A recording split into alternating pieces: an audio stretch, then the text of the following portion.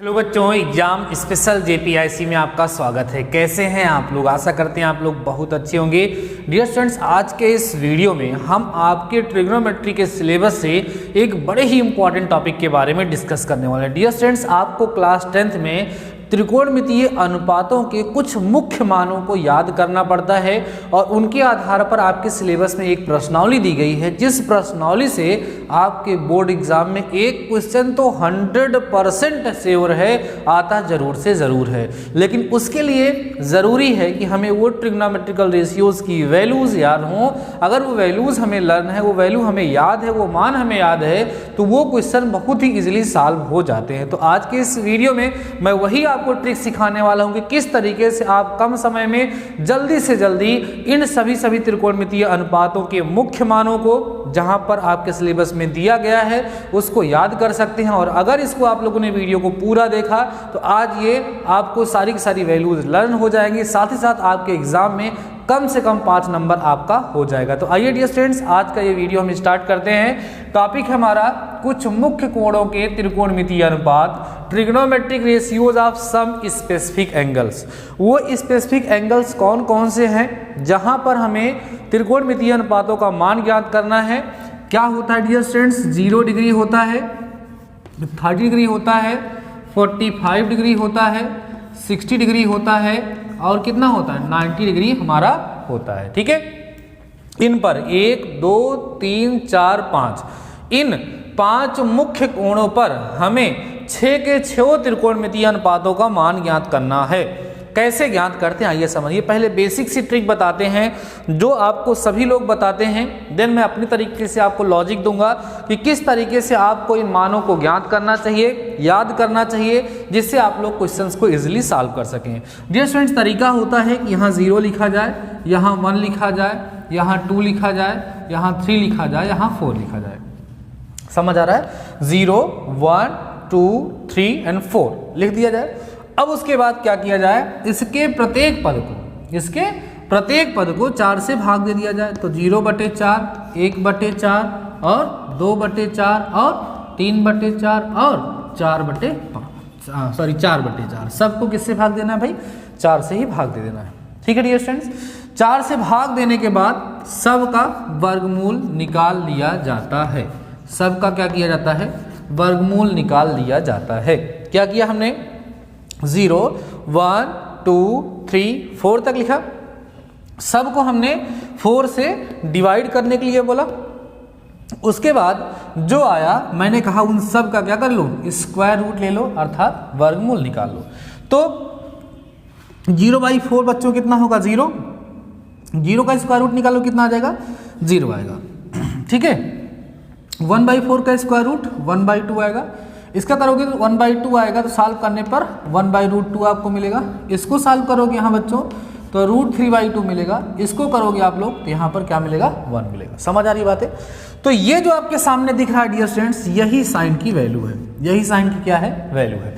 Sign की value इसलिए आप लोग लर्न कर सकते हैं या इस कंसेप्ट का यूज करके आप लोग याद रख सकते हैं, जैसा आपको आसान लगे। मैं बच्चों को ये सजेस्ट करता हूं कि डियर स्टूडेंट्स, आप साइन की वैल्यू को लर्न कर लो, बाकी सब मैं लर्न करा दूं। कैसे हूँ? 0 1/2 1/√2 √3/2 और 1। केवल बस इतने 5 वैल्यू अगर आप लर्न कर लेते हैं तो बाकी सारी वैल्यूज आपसे आसानी से लर्न हो जाती हैं, उनका आप लोग यूज कर पाते हैं। ठीक है, आइए हम लोग देखते हैं कि कैसे हम लोग इस साइन की हेल्प से बाकी सारी वैल्यूज को फाइंड कर सकते हैं। आशा करते हैं आप लोग इसको देखेंगे और याद कर लेंगे।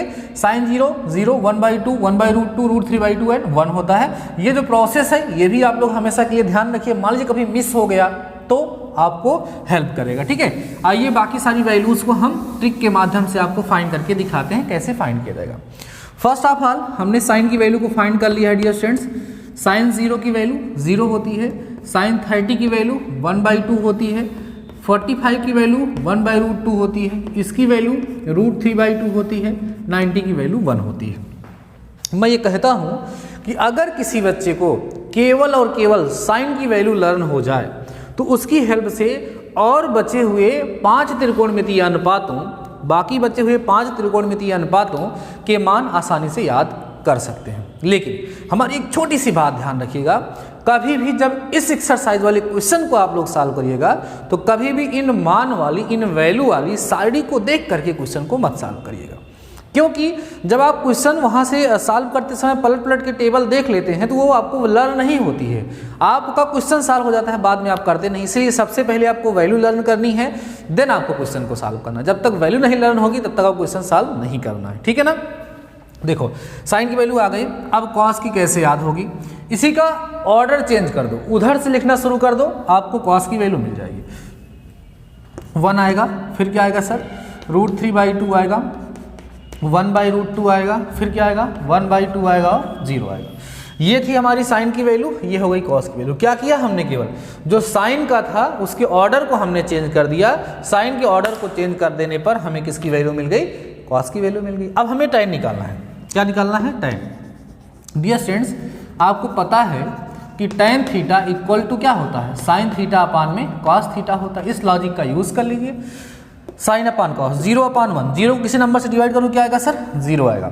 1/2 को √3/2 से डिवाइड करोगे, नीचे वाला कटेगा आपस में, नीचे वाला कट जाएगा, ठीक है, बचेगा कितना हमारे पास, 1/√3 बच जाएगा। समझ आ रहा है। अब देखो यहाँ पर भाग दोगे इसको इससे भाग दोगे, कितना आ जाएगा, 1 आ जाएगा।